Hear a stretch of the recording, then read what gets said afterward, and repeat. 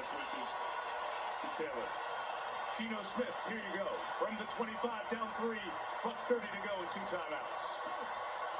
It's up to the Steelers pass rush right now to win the game.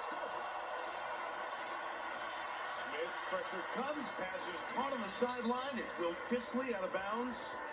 Just shy of the first down, but it's 7 on the initial play of the drive.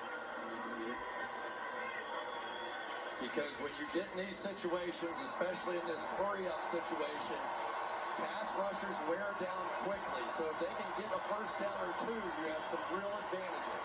Try to get that first down, the initial first down of the drive. They do with DJ Dallas, who runs out to the 38-yard line. A minute 15 to go.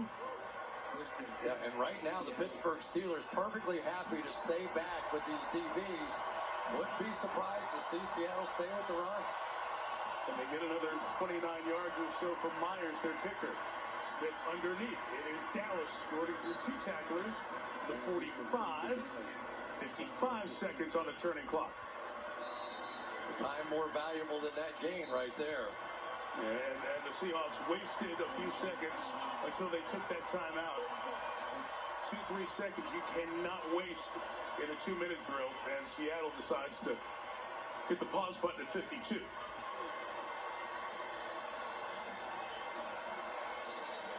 There is Jason Myers, 7th-year kicker. And those of you who were checking out the baseball and saw the Braves get up 2 in their series against the Dodgers, this game really took a turn. Steelers defense had Seattle completely flummoxed in the first half. Geno Smith in for Russell Wilson, but Alex Collins has come alive, over 100 yards. Third quarter, they scored on 3 consecutive drives. Big Ben has been throwing it short, but led a drive down for a field goal a moment ago. Geno Smith, the ex-Jet, then with the Giants, then with the Chargers. Russell Wilson's backup, mostly unseen the last 3 years, now trying to rally him back for a tying touchdown. 2nd and 3, Smith under pressure, got rid of it.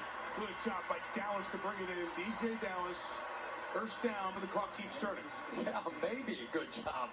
You know, I mean, that's a couple yards, you're closer to the first down, but you've got bigger fish to fry here. Let's see, they said first down the other side, but it's not. It's still short. It's 3rd down and inches. Geno Smith's pass to the sideline is Metcalf juggling and catching it on the field. Ruled a catch, the 43. I said juggling, so does everyone on the Steelers sideline. So does he control it? It's a big call right here. Let's see. The pin against the upper thigh as he gets that next to last foot down before out of bounds. I think that's a catch. He bobbled for a second, but control 1-2 and dragged the back foot. That's a catch. New York can stop the game. They are not. Field goal from here is 61 yards. Smith underneath. It's Dallas to the 35. He lost the football there. Got it back. And a timeout is taken. They'll say catch and fumble with 15 seconds left at the 34-yard line. The field goal from here will be 52 yards. Let's see.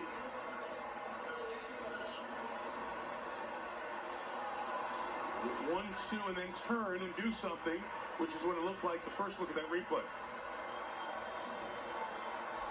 Yeah, he's had it long enough. Yep.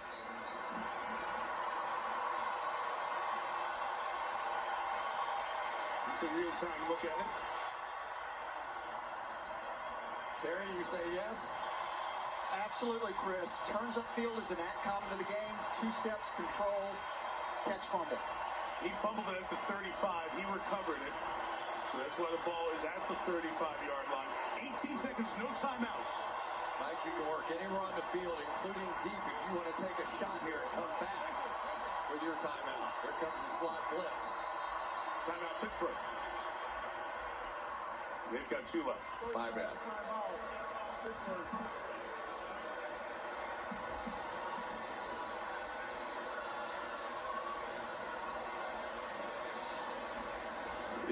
It's 2nd down, so 18 seconds left.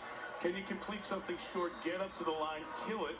It's right at that window where it becomes a dangerous spot to get it killed, and then you'd have 4th down if you didn't pick up a first down or if you pick up the first down and get a few yards.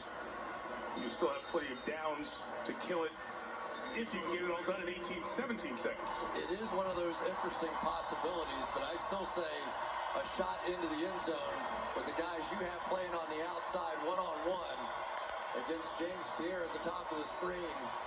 Jump ball situations might be an opportunity. Steelers show extra attention in front of Smith. They bring 5. Smith throws sideline. It's caught by Metcalf, who lost the football, and it's recovered by Swain. Inbounds with the clock running and no timeouts. And they scramble to kill it. Down to 3 and 2. They line up with 1. The clock in the stadium goes to triple zeros. I thought it was down with 1 second. The play of a completed pass is under review. Whoa.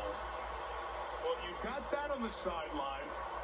There are a whole bunch of things here. First, there's a fumble with a running clock in the last 2 minutes. Who recovers it in terms of advancing it? The ball didn't advance forward.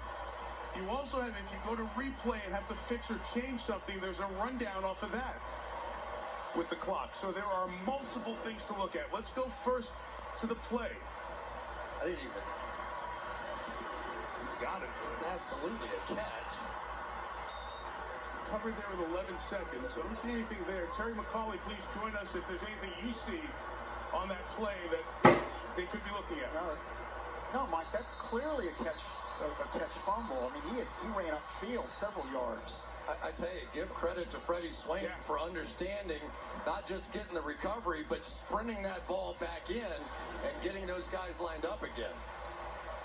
Watch Metcalf's feet on the sideline here. Absolutely a catch, and then a punch out by Pierre. But now, I don't know how long we can stay with this, but for Swain, if he sits there 1 second longer, it's dead. He's going to get up and sprint this ball back when he sees that official winding his arm. And that's what I saw, too. 1 second. Now, a couple things. First of all, do you see Russell Wilson come on the edge of the field there and yell at Swain to get up and throw the ball back in?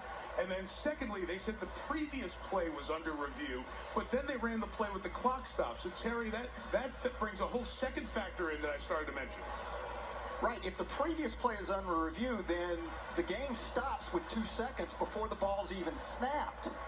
So there should be 2 seconds on the clock because replay has stopped the game prior to that play running. But, Terry, wouldn't the clock start automatically then because it was inbounds? Where Swain falls on the ball, the clock's not stopped at that point. Right. The clock was running until replay stopped the game prior to the snap. So that play never run. The spike play never happened at this point. So the clock goes back to where the Swain recovery happens? No, when replay stopped it just before the snap. Okay. So it should be 2 seconds, in my opinion, from what we've seen, I believe. I mean, it doesn't make any difference, right? At this point, it's going to be the ball at the same thing, whether there's 1 or 2 or 3 seconds. Right. It's like, who cares? Is that true? Yes. The difference is now the clock is going to start, assuming they don't make any change to the ruling on the field, the clock's going to start on the referee's ready for play, on his signal. So if Seattle needs to get their field goal team, they're going to have to do it. Or I guess they could spike the ball again. And leave 1 second and then do it in a more calm manner. Yes. If there's 3 left on the clock. Wow. So Seattle has a sense of that, Terry, and they've already run Geno Smith out to snap the ball and spike it. Sean Smith, the referee, is just going to make the announcement. The ruling on the field of a completed pass stands. When we stopped the game, there was 3 seconds on the clock. Therefore, the game will start in 3 seconds.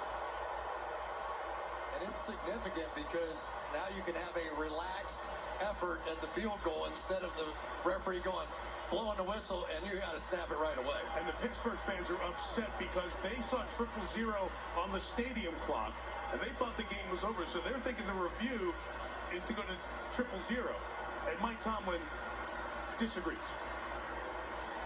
I think he's red hot that they asked for that stoppage when it really wasn't close, and is allowing them to do this now with 3 seconds, which they couldn't have done with 1 second. Geno Smith is waiting. See, Sean Smith blows the ready for play. The game clock will start. He spikes it. And they stopped the clock with 2 seconds. We saw the Steelers stem move on the defensive line to try to get a false start with a running clock would have ended the game with a 10-second runoff for a false start. Man.